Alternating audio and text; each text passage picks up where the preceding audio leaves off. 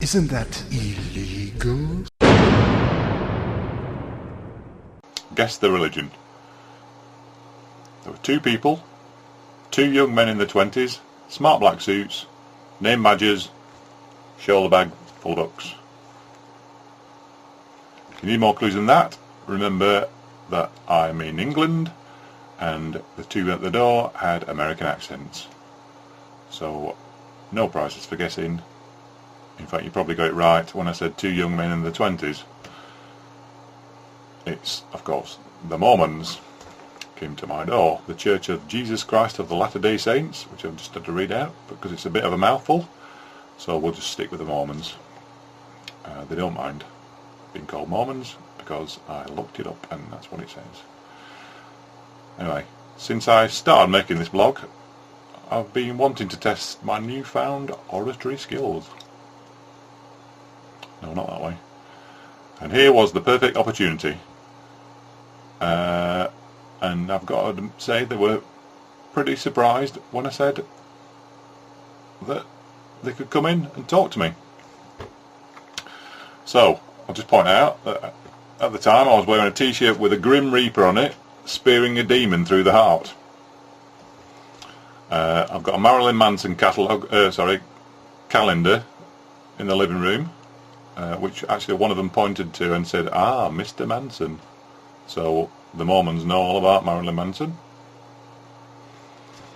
First thing I got was a free gift. The Book of Mormon. Now, here's the weird thing. The Book of Mormon smells like tea bags. Tea bags. It really does. It smells like tea bags. I love the smell of tea bags. I don't know why, because I don't actually like drinking tea. So already they've scored 1 point and I'm thinking this is the religion for me. Mormon tea bags. The Book of Mormon tea bags. So basically we just have a bit of a general discussion. I give some of the arguments that are in my videos. They respond. They give me some religious spiel and I respond to them. Nothing too deep. It was all pretty standard stuff, nothing to report. They mentioned the standard thing about if you find a watch on the beach you would assume that it was designed. So I said, well, you wouldn't assume one person designed it, you'd assume a lot of people designed it. They said the universe was complex, it must also be designed. So my answer, which they weren't expecting, was if you believe that there was one designer, surely you can't discount the idea that there was hundreds of designers. They seem to be a bit phased by that. They agreed with me. They said, yeah. Well, I said, well, that means there'll be more than one God. They said, oh no, we didn't mean more than one God. We meant people that were created by God. I think they're a bit confused, a bit phased with the fact that I was suggesting that there was more than one God rather than no God at all. So we've been discussing this and that for about half an hour. Some of it about religion, some of it about science, which we got onto by saying that about the creation of the universe, things like that.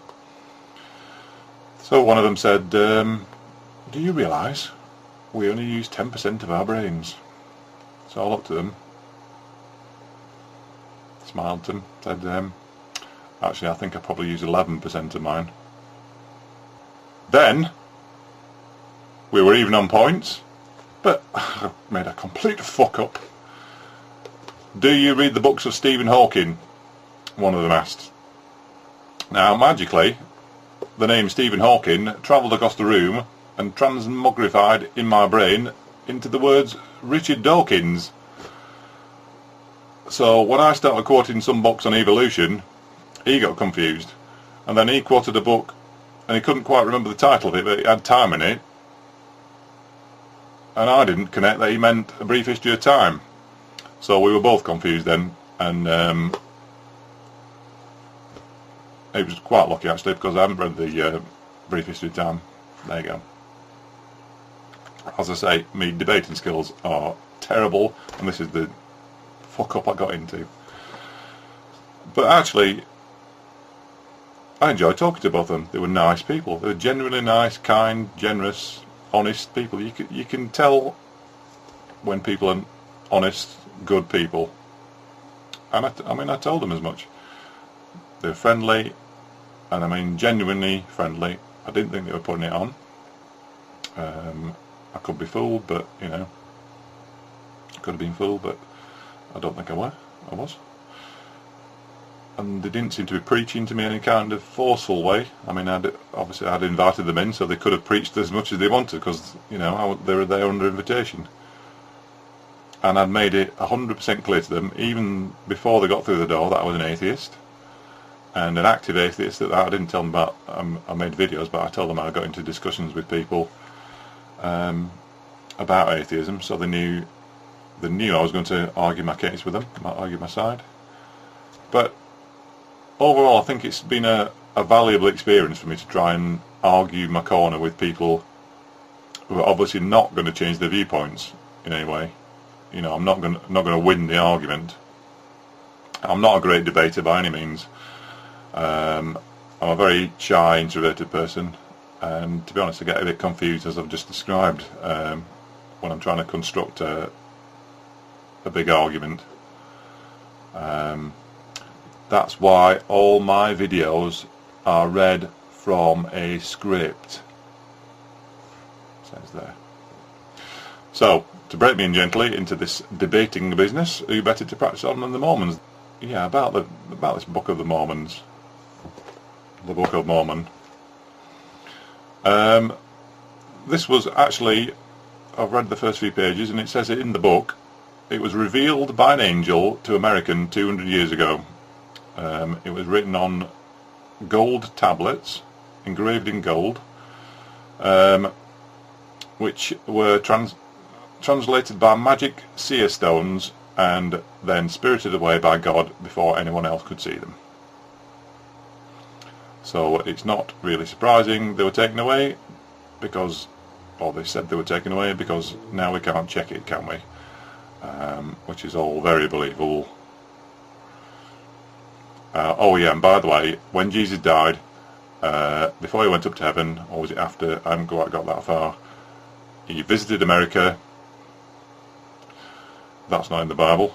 And he met a group of people who had already travelled there in a boat, this is to America, just to escape the destruction of Jerusalem a few hundred years ago, and they all had lots of wars with each other, and that's where the Native Americans came from. And by the way, they were turned a different colour by God. That's the Native Americans, because they were cursed. That's why he turned them a different colour. Yeah? What? My brain hurts. Fascinating. Fascinating, these religions. It's really, really difficult to understand why I'm an atheist when there's so much truth out there. One of them said he had more information for me, and but he said it would take 40 minutes to show me. I said, okay, go for it. I'm ready to listen. But when he realised I was going to listen, he said, tell you what, let's stop there. So, in other words, I've now officially out-religioned the Mormons, because they got fed up with me and wanted to go, and they were a bit tired, I think.